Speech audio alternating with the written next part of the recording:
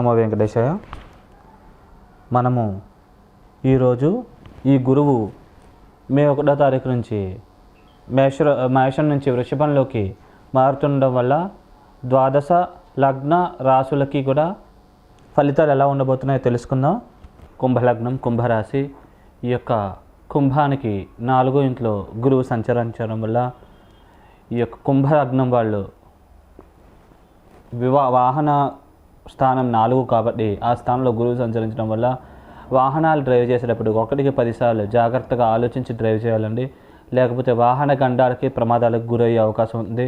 వ్యక్తిగత జాతకంలో కూడా వాహన స్థానంలో ఏమైనా పాపగ్రహాలు ఉంటే కనుక ఈ ప్రభావాలు ఫలితాలు ఇంకా ఎక్కువ కలిగే అవకాశాలు ఉంటాయి. కాబట్టి ఈ విషయాలు అప్రమత్తంగా జాగ్రత్తగా వ్యవహరించగలిగితే ఈ యొక్క దోష ప్రభావం నుంచి బయటపడగలుగుతారు. అలాగే సుఖ సంతోష స్థానం 4 కాబట్టి ఆ స్థానంలో గురువు ఉండడం వల్ల సుఖ సంతోషాలకు స్వల్పంగా దెబ్బతినడం, తల్లికి స్వల్పంగా అనారోగ్యం, భూములు, స్థిరాస్తులు, భూస్థానం కూడా 4 కాబట్టి వాటి విషయంలో చిన్న చిన్న ఇబ్బందులు, లిటికేషన్స్ క్రియేట్ అవ్వడం, కొనాలనుకున్నా కానీ కొనాలనుకున్న అమ్మాలనుకున్న భూములకు సంబంధించి ఆస్తులకు సంబంధించిన ఏమైనా ఉంటే కనుక చిన్న చిన్న కొనుగోలు అమ్మకాల విషయాల్లో జాప్యాలు ఇట్లాంటివి క్రియేట్ అయ్యే అవకాశాలు ఉన్నాయి. కాబట్టి జాగ్రత్తగా అప్రమత్తంగా వ్యవహరించాలి, లేకపోతే సమస్యలు తలెత్తే అవకాశం ఉంది. అలాగే 8ను కూడా గురువు చూడడం వల్ల కోర్టు మరియు న్యాయ సంబంధమైన విషయాల్లో వ్యతిరేకత కలిగే అవకాశం ఉంటుంది. అలాగే భార్యాభర్తల మధ్య కూడా చిన్న చిన్న మనస్పర్ధలు, విభేదాలు ఇట్లాంటివి కలిగే అవకాశం ఉంది. కాబట్టి ఈ విషయాలు అప్రమత్తంగా ఉంటే కనుక దోష ప్రభావం నుంచి బయటపడగలుగుతారు. అలాగే 10 మీద కూడా గురువు పాపదృష్టి వల్ల ఉద్యోగంలో కొద్దిగా ప్రమోషన్లు, ఇంక్రిమెంట్లు ఇట్లాంటివి స్వల్పంగా ఆలస్యం కావడం, ఇలాంటి సమస్యలు తలెత్తే అవకాశం. నూతనంగా ఉద్యోగాల కోసం ప్రయత్నించే వాళ్ళకు కూడా ఉద్యోగం కొద్దిగా ఆలస్యంగా వచ్చే అవకాశాలు ఉన్నాయి. కాబట్టి కొద్దిగా నిరుత్సాహపడకుండా జాగ్రత్తగా వ్యవహరిస్తే కొంచెం బుధ శుక్రులు గోచారీత్యా ఉద్యోగ స్థానం మీదకి వచ్చినప్పుడు చూసినప్పుడు దోష ప్రభావాలు తగ్గి మీరు అనుకునే పనులు ఉద్యోగం తొందరగా లభ్యమయ్యే అవకాశాలు ఉన్నాయి. కాబట్టి మీరు సంయమనం పాటిస్తే ఆ సమయం వచ్చినప్పుడు 100కి 100% ఉద్యోగం వస్తుంది. కాబట్టి సంయమనం పాటించగలరు.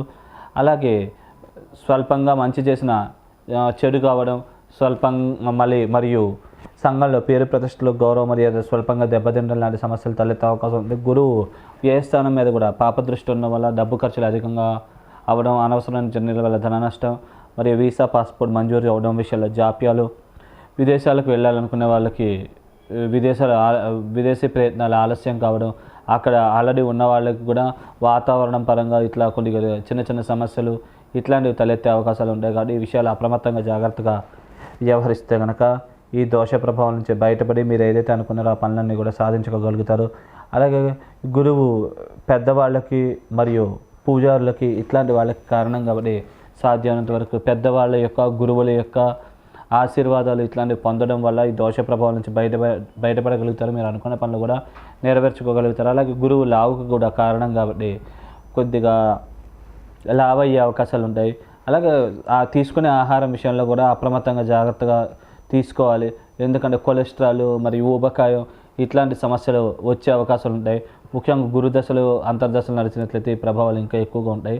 అలాగే గురు కుజులు యొక్క కలిసినప్పుడు మరియు గురు కుజులు ఒకరినొకరు చూసుకున్నప్పుడు, గురువు చూసే స్థానాన్ని కుజుడు కూడా చూసినప్పుడు కొద్దిగా ఇబ్బందులు, సమస్యలు తలెత్తే అవకాశం ఉంది. స్త్రీ అయితే పురుషుల వల్ల, పురుషులైతే స్త్రీ వల్ల సమస్యలు తలెత్తే అవకాశాలు ఉంటాయి.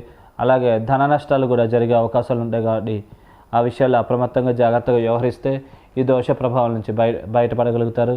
అలాగే విశేషంగా ఈ యొక్క శనితో పాటు శుక్ర బుధులు కలిసిన, అలాగే సింహంలోకి శుక్ర బుధులు వచ్చినప్పుడు కూడా విశేషంగా ఆకస్మిక ధనలాభాలు, ఆకస్మిక ధన ప్రాప్తి, అలాగే ఆకస్మికంగా వివాహం కాని వాళ్ళకు తొందరగా వివాహాలు కావడం ఇట్లాంటి శుభకరమైన పరిణామాలు పరిపూర్ణంగా జరిగే అవకాశాలు ఉంటాయి.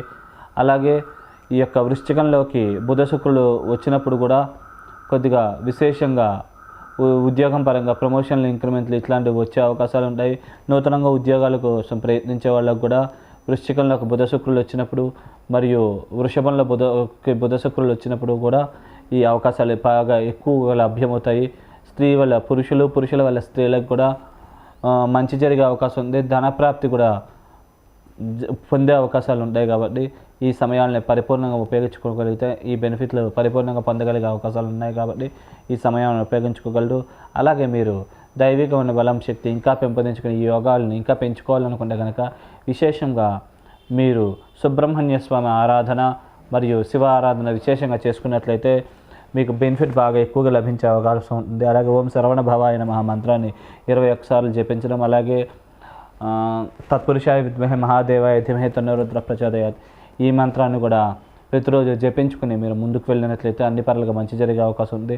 అలాగే శివుడికి సంబంధించిన స్తోత్రాలు ఏమైనా చదువుకోవడం, అలాగే శివాలయం చుట్టూ ప్రదక్షిణాలు చేసుకోవడం, కుదిరినప్పుడు ఇలా శివుడికి రుద్రాభిషేకం చేయించుకోవడం మరియు బిల్వదళాలుతో అర్చన చేయించుకోవడం ఇట్లాంటివి పరిహారాలు పాటించడం వల్ల దోష ప్రభావం నుంచి పరిపూర్ణంగా బయటపడగలుగుతారు.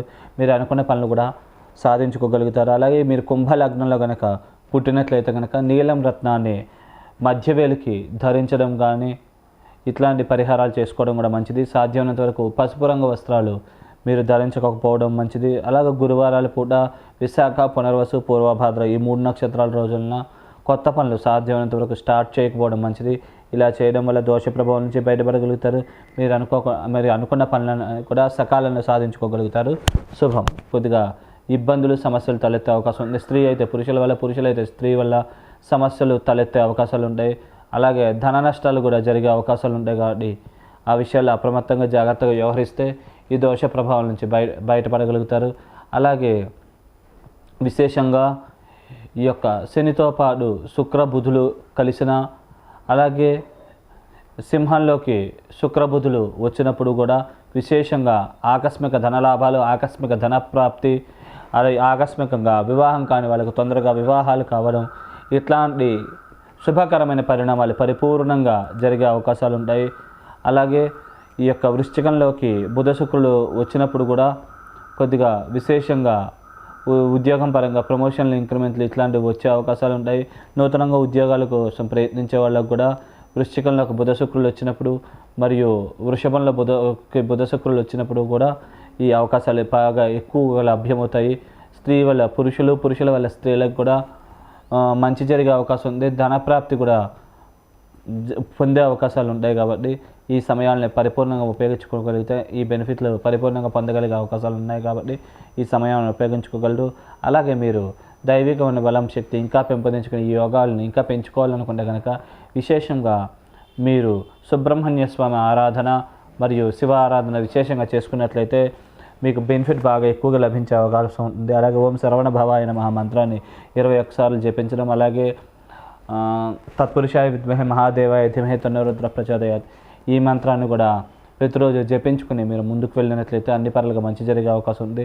అలాగే శివుడికి సంబంధించిన స్తోత్రాలు ఏమైనా చదువుకోవడం, అలాగే శివాలయం చుట్టూ ప్రదక్షిణాలు చేసుకోవడం, కుదిరినప్పుడు ఇలా శివుడికి రుద్రాభిషేకం చేయించుకోవడం మరియు బిల్వదళాలుతో అర్చన చేయించుకోవడం ఇట్లాంటివి పరిహారాలు పాటించడం వల్ల దోష ప్రభావం నుంచి పరిపూర్ణంగా బయటపడగలుగుతారు. మీరు అనుకున్న పనులు కూడా సాధించుకోగలుగుతారు. అలాగే మీరు కుంభలగ్నంలో కనుక పుట్టినట్లయితే కనుక నీలం రత్నాన్ని మధ్యవేలికి ధరించడం కానీ ఇట్లాంటి పరిహారాలు చేసుకోవడం కూడా మంచిది. సాధ్యమైనంత వరకు పసుపు రంగు వస్త్రాలు మీరు ధరించకపోవడం మంచిది. అలాగే గురువారాల పూట విశాఖ, పునర్వసు, పూర్వభాద్ర ఈ 3 నక్షత్రాల రోజులన కొత్త పనులు సాధ్యమైనంత వరకు స్టార్ట్ చేయకపోవడం మంచిది. ఇలా చేయడం వల్ల దోష ప్రభావం నుంచి బయటపడగలుగుతారు. మీరు అనుకున్న పనులను కూడా సకాలంలో సాధించుకోగలుగుతారు. శుభం.